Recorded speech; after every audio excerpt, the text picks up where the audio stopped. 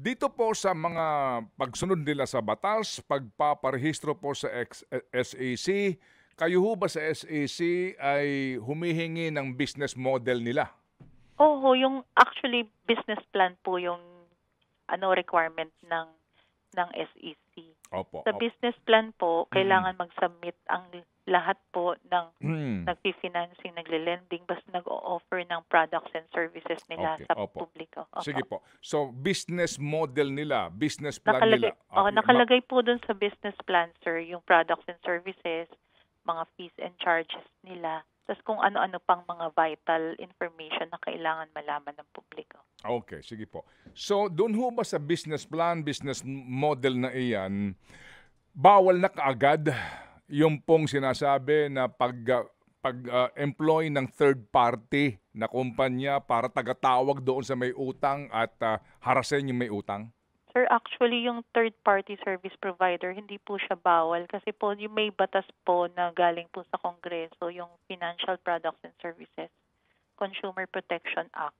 Ang sabi lang po doon, yung solidary liability ng third-party service provider. At saka may MC pa po, may memo circular pa po ang SEC on that.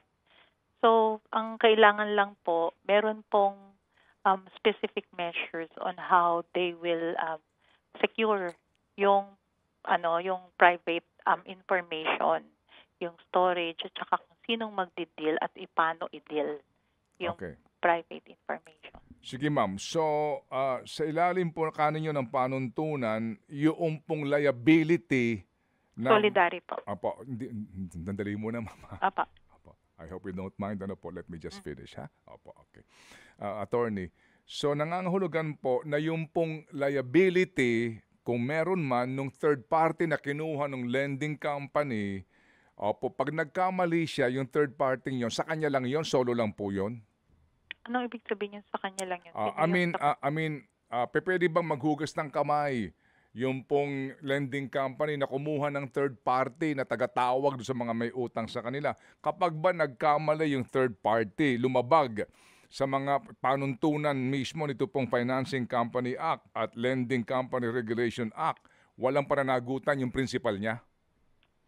Pag sinabi pong solidary, ibig sabihin po nun, yung third party na kinuha, na collector, tsaka po yung kumpanya mismo ay parehas na liable. Yan, okay. Para klaro Oo. po. Opo, para... Tsaka sir, dagdag ko lang po, hindi ho basta-basta kukuha ng third-party service provider na hindi Mm. dineclare sa SEC. Okay, opo. Para ho... Kailangan po may affidavit of compliance po sila. Pag may naniningil na hindi sakop ng affidavit of compliance ng third-party service provider, hindi po yun legal na third-party service Okay, provider. sige po.